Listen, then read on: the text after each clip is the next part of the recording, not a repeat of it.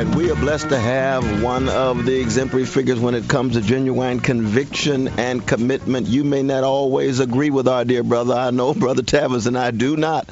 But he is our dear brother. We're talking about former Congressman and medical doctor Ron Paul, who was run for president, both on the Libertarian ticket and also in the Republican Party. He has a following across this nation, and he has respect for many, no matter how much you disagree. Brother Ron Paul, what a blessing to have you here. Thank you very much. It's real nice to be with both of you. Congressman, good to have you on. Let me start by asking how you made the decision to do Ron Paul's America. You're about to debut twice daily commentaries and a weekly podcast. When I got started years ago, before I got started, I used to listen as a kid growing up in Indiana to Paul Harvey. I just taken and fascinated by his style, by his delivery. Didn't always agree with what he had to say, but my first exposure to real insightful commentary was this guy named Paul Harvey.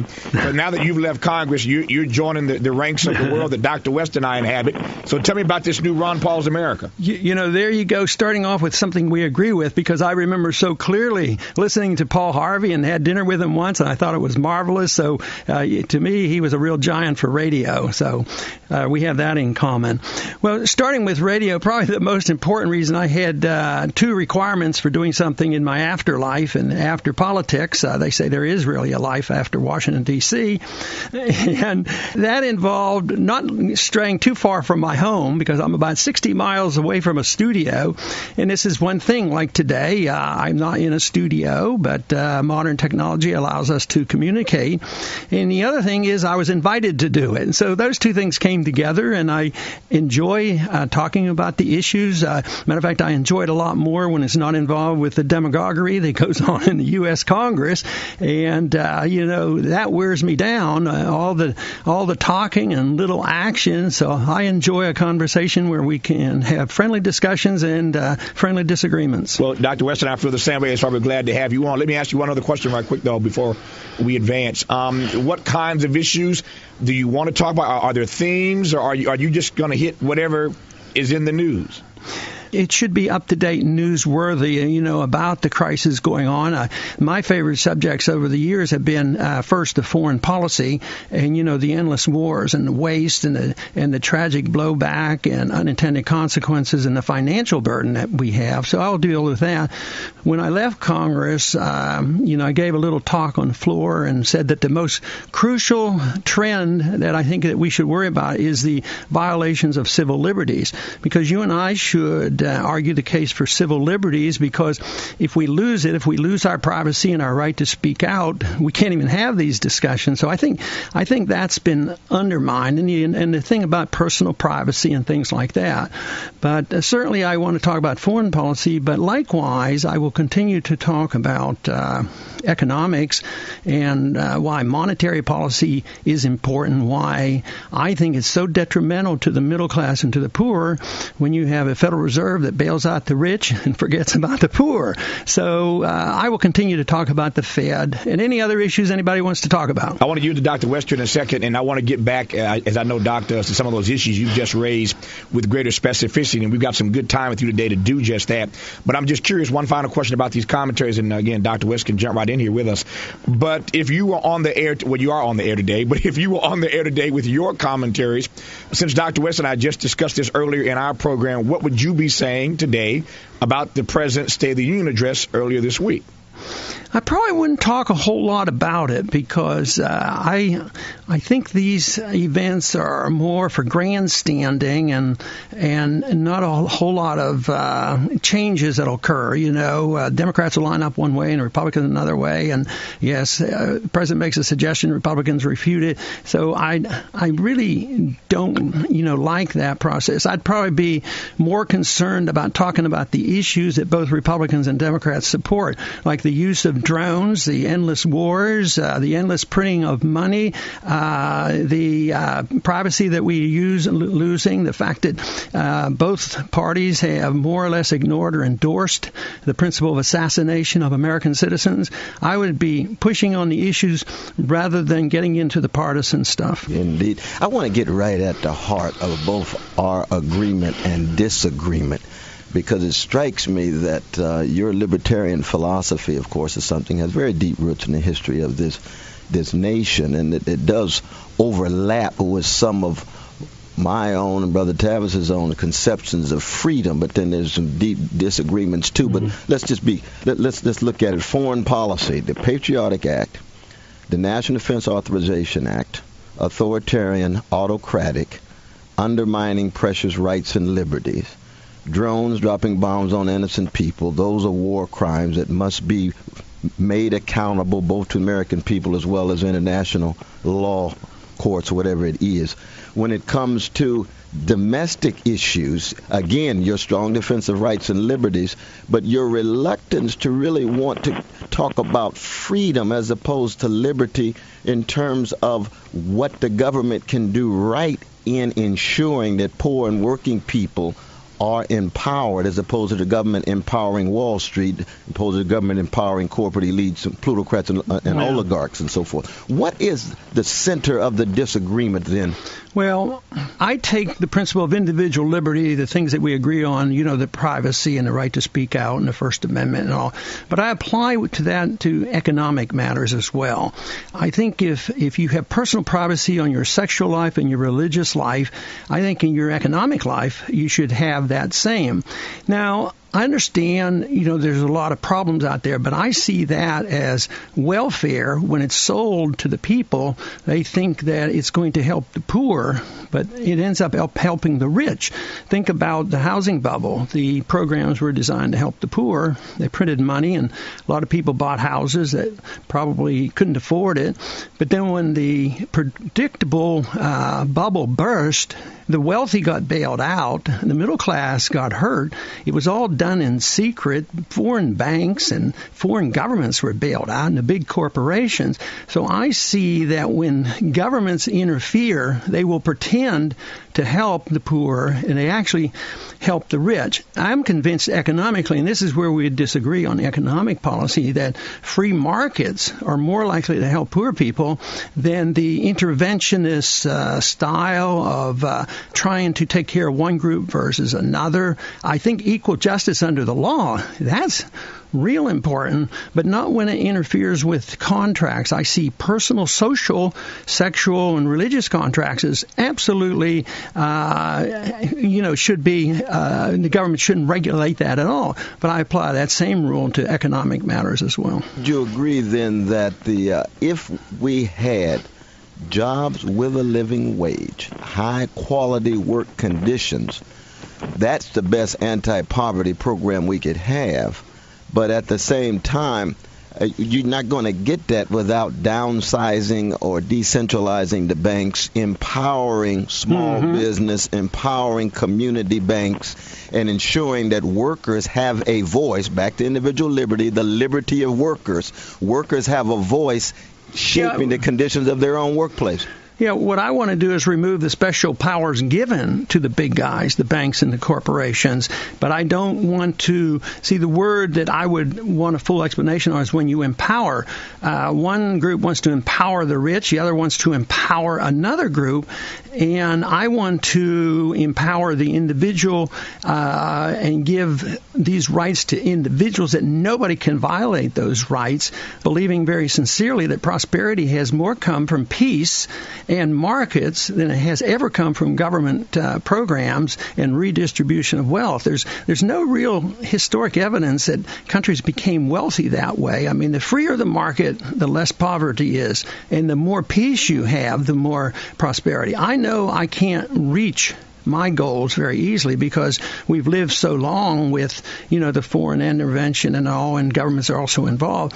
But I also think in a transition, we probably can talk about, if we could just cut back on these wars, there would be more resources here to help those people who do need help. Because every time you spend $1 billion overseas, no matter what it's for, it's $1 billion in one way or the other that's taken out of our economy, and that money is not available for the market. The problem is when you talk about free market, to what degree is that a myth? When has the market ever been free? It's been corporate-driven market from the very beginning.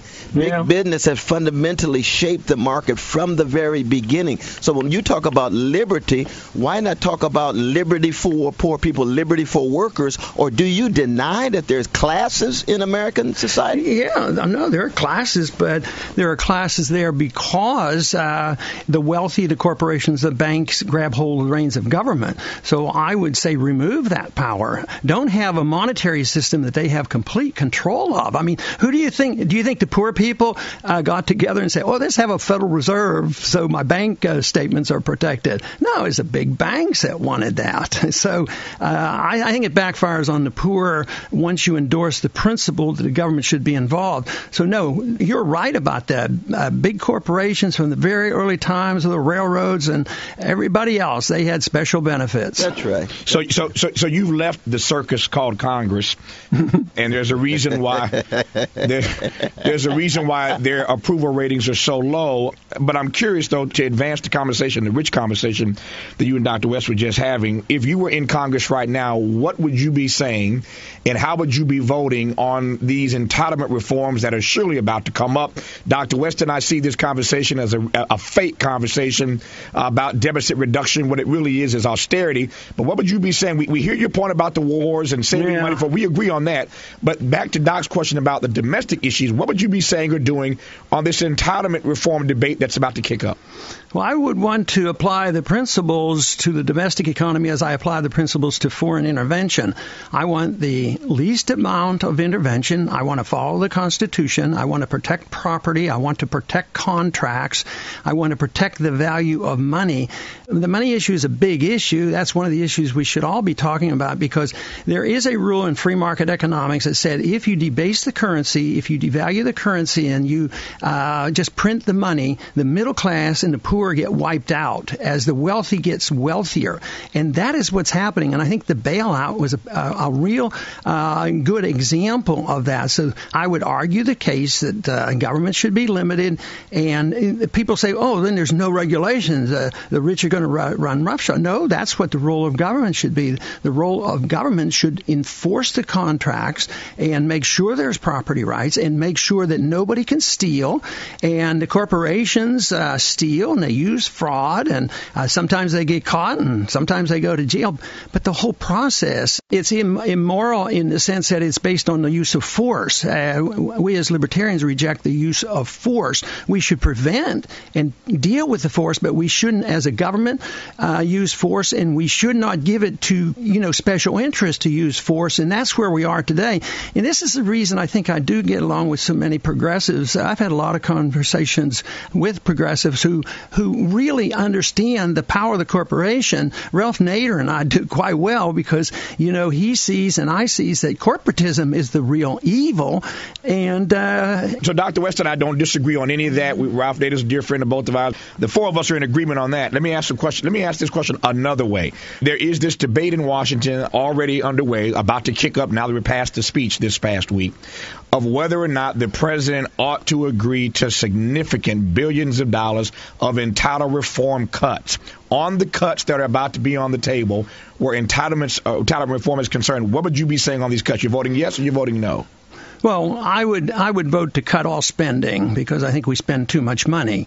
But I don't think anybody has to worry about cuts. I think you have to worry about the demagoguery.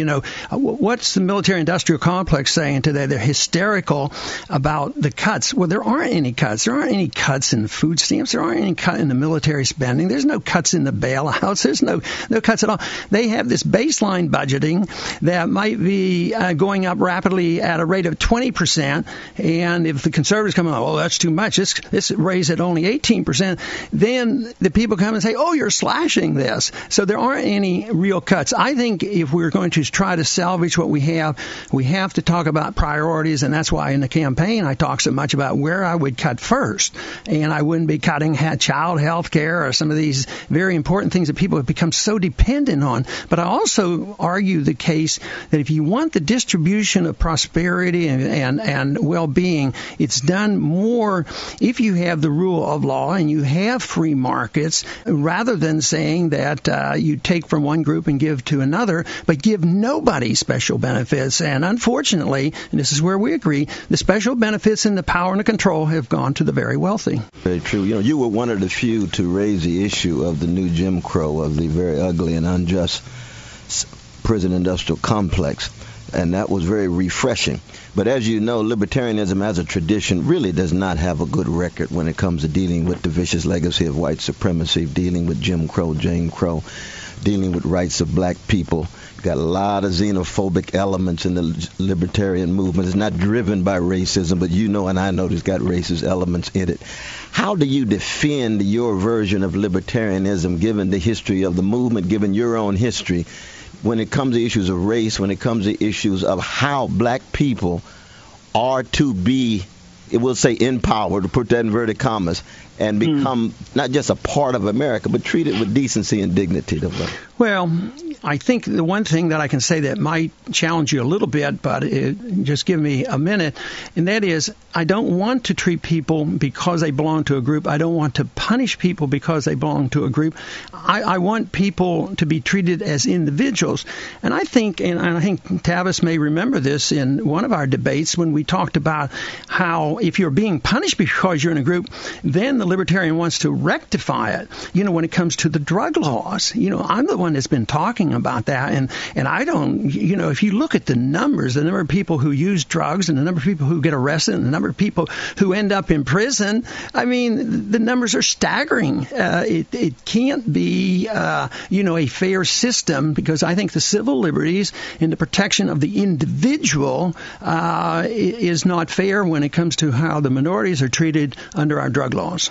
If you're caught using heroin or even marijuana, the odds of getting a more severe punishment, whether you're a minority versus Caucasian, I think there's a big difference. Yes, there is discrimination, but it's the fact that we are seeing people in groups, and there is a bias and there is a prejudice, and I think we all should reject that. But there's a lot of people out there that believe that we should use government, to mold this type of behavior, and then they become very biased. Oh, indeed.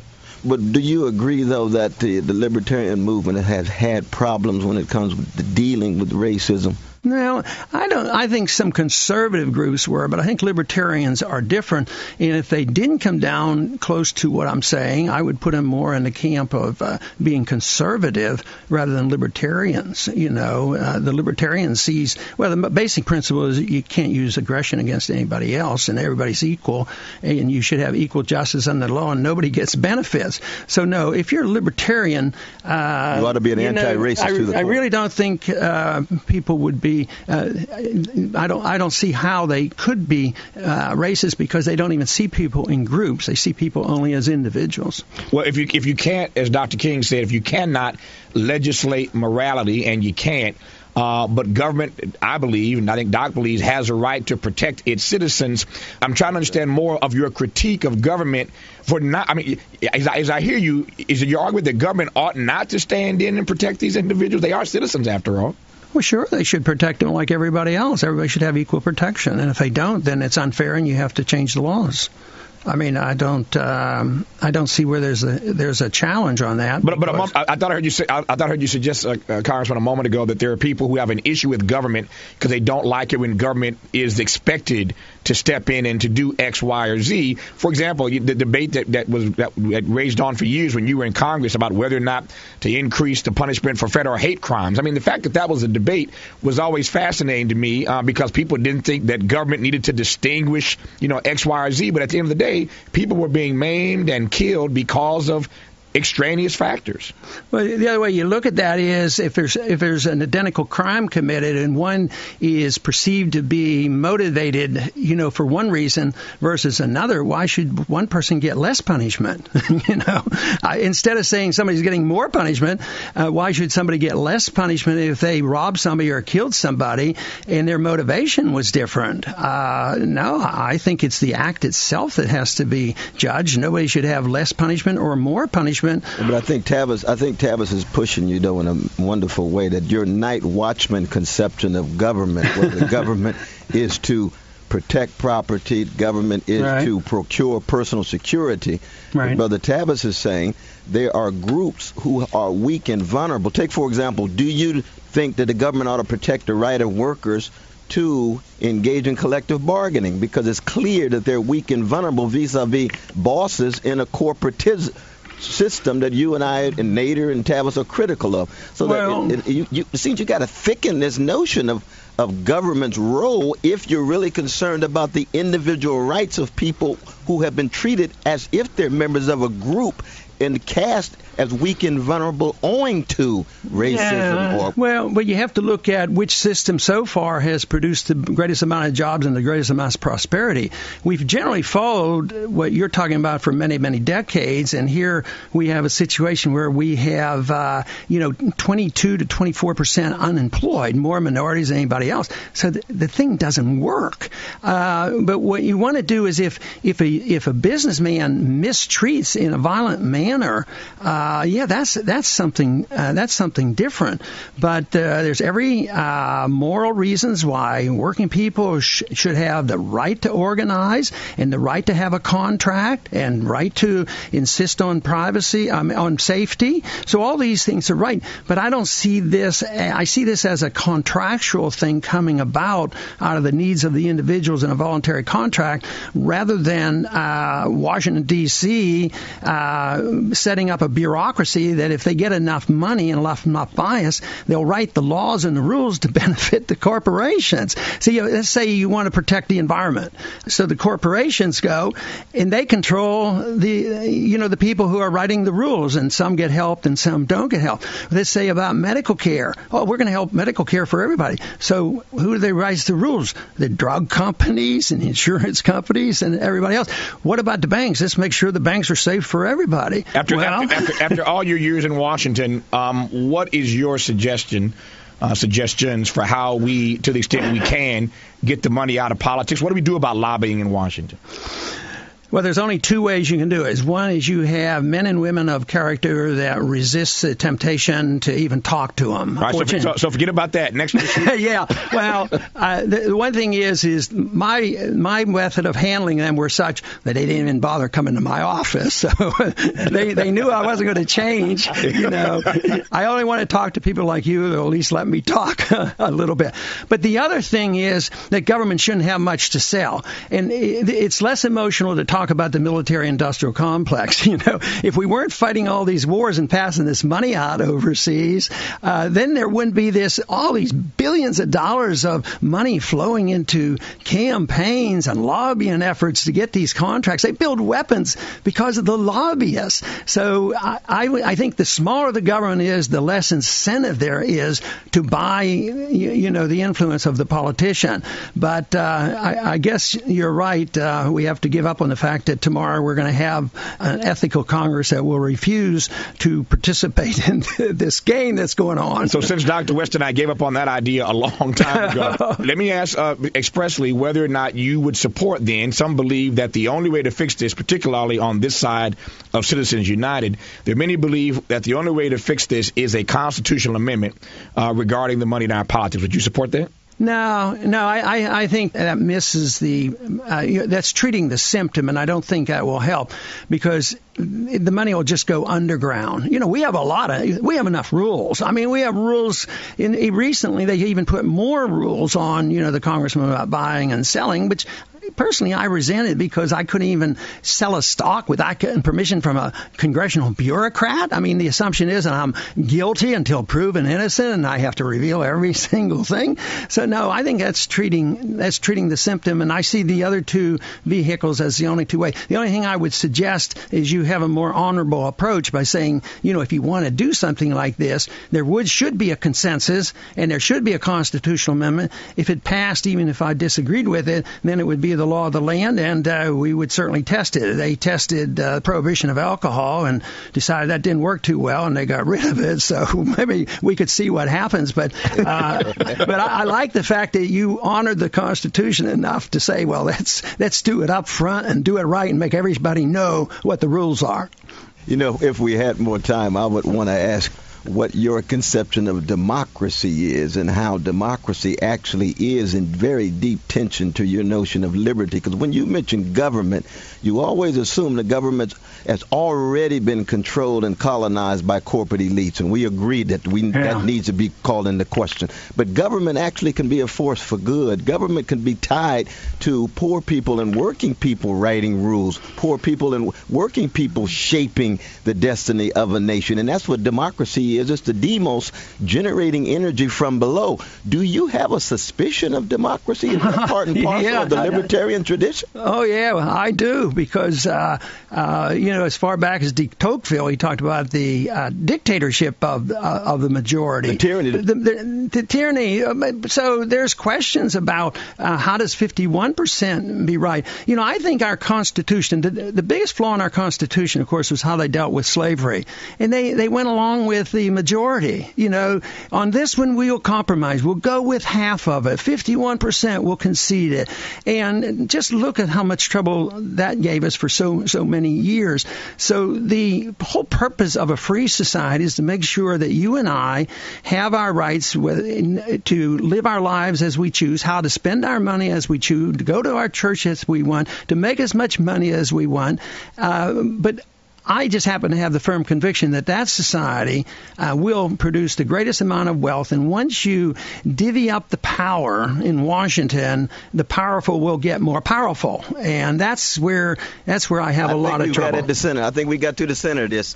I'm a deep Democrat with libertarian sensibilities. You're a deep libertarian with a little dose of democracy added on. I think we got at the core of this thing, Brother Ron Paul. Well, that's not too bad. We've got some common ground. We've got some common ground, though. I think that was well stated. And now that we've figured this out after 30 minutes, let me offer this as the exit question, because I want to end on a note of commonality now that Doc has made that so clear about where the distinctions are. And I say this with all due respect. You and Dr. West do have something else in common, and that is both of you are beloved by young people. I've traveled Dr. West around the world and in this country, and he's always on college university campuses. Can't say yes fast enough to all the invitations that are coming in. So you're both beloved by young people. Your campaign was driven by young people. The money that you raised because of young people, the involvement. And I wonder if you would just close by saying a word about young people and why it is that you think they so gravitate. I mean, every candidate that ran was envious of you with regard to the youth involvement. Why were these young folk running to you? I think it's what Cornell does and I try to do, and that is tell people the truth as I see it. Don't pretend that I know everything, and be upfront with people. And young people sort this all out. So Cornell goes out and talks to them, and he's talking probably to a lot of the people that I talk to, and a lot of them will come up to me, "Oh, yeah, I don't agree with you all this, but at least you're telling us the truth." And they respond to that. You know how I voted in the Congress. It was pretty independent. It wasn't a Republican.